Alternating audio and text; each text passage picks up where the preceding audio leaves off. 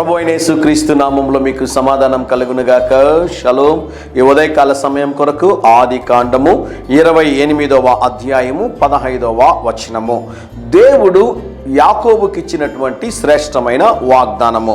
ఇదిగో నేను నీకు తోడయుండి నీవు వెళ్ళు ప్రతి స్థలమందు నిన్ను కాపాడుచు ఈ దేశమునకు నిన్ను మరలా రప్పించెదను. దేవుని నామానికి స్తోత్రం కలుగునుగాక.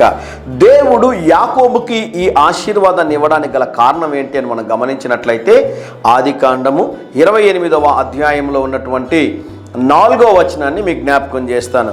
ఆశీర్వాదమును దయచేయునుగాక. ఇది ఎవరు పలుకుతున్నారు అంటే యాకోబు యొక్క తండ్రి అయినటువంటి ఇస్సాకు యాకోబుని ఆశీర్వదించాడు. వాక్యంలో ఒక అద్భుతమైన మాట ఉంటుంది. యేసు జ్ఞానమందును వయసునందును దేవుని దయందును మనుషుల దయందును వర్ధిల్లుచుండెను. గమనించండి ప్రియులారా, మనకి మన బిడ్డలకి కూడా కుటుంబంలో ఉన్నటువంటి పెద్దవారి యొక్క ఆశీర్వాదము ఖచ్చితంగా అవసరము. తన తండ్రి అయినటువంటి ఇస్సాకు యాకోబును ఆశీర్వదించాడు గనక అదే ఆశీర్వాదాలు ప్రభు తెలియజేస్తున్నాడు. నువ్వు వెళ్ళు ప్రతి స్థలంలో నేను నీకు తోడై ఉంటాను, నేను నిన్ను కాపాడుతాను. నువ్వు వెళుతున్నటువంటి దేశం అంతట్లో నేను నీకు తోడై ఉండి తిరిగి నీ కుటుంబంతో కలుసుకోవడానికి నీ దేశానికి వచ్చినంత వరకు నేను నీకు తోడై ఉంటాను. ఈ ఉదయకాల సమయంలో తల్లిదండ్రులుగా ఉన్నటువంటి మీరు మీ బిడ్డలకి పెద్దవారిని గౌరవించడం నేర్పించండి.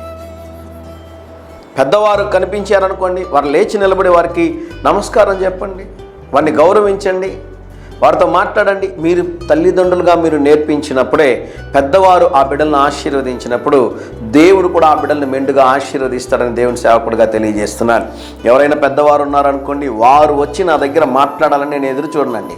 నేనే వెళ్తాను వారి దగ్గరికి, వాళ్ళని విష్ చేస్తాను, వారితో మాట్లాడతాను, వారిని పలకరిస్తాను. అయ్యా నన్ను ఆశీర్వదించండి అయ్యా నన్ను అడుగుతాను. సర్వశక్తిమంతుడైన దేవుడు మనల్ని ఆశీర్వదించాడు. అలాగే భూమి మీద ఉన్నటువంటి నరుల యొక్క ఆశీర్వాదం కూడా మనకు కావాలి ప్రియులారా.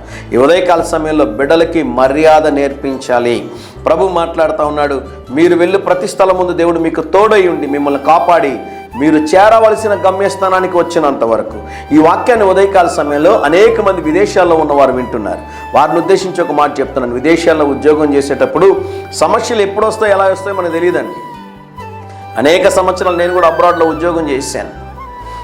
ఉదయకాల సమయంలో ఆఫీస్కి వెళ్ళిన తర్వాత హెచ్ఆర్ లేకుంటే ఎవరినో ఒకరు పిలిపించి నీ ఉద్యోగం పోయిందన్నారు అనుకోండి, పెట్టి బేడ మొత్తం సర్దుకుని ఇండియా వచ్చేయాల్సిందే. మనం ఉద్యోగాలు ఎప్పుడు ఉంటాయో తెలియదు, ఎప్పుడు పోతాయో తెలియదు ప్రియులారా. అయితే మీరు ఎక్కడ ఉన్నా కూడా ఆ స్థలం అంతా కూడా ప్రభు మీకు తోడై ఉండి తిరిగి మీ కుటుంబమును కలుసుకున్నంత వరకు ఆయన మిమ్మల్ని క్షేమంగా నడిపించునుగాక. ధైర్యంగా ఈ దినాన్ని ఎదుర్కోండి.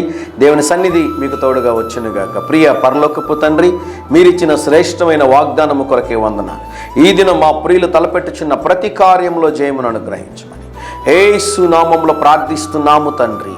Amen, amen.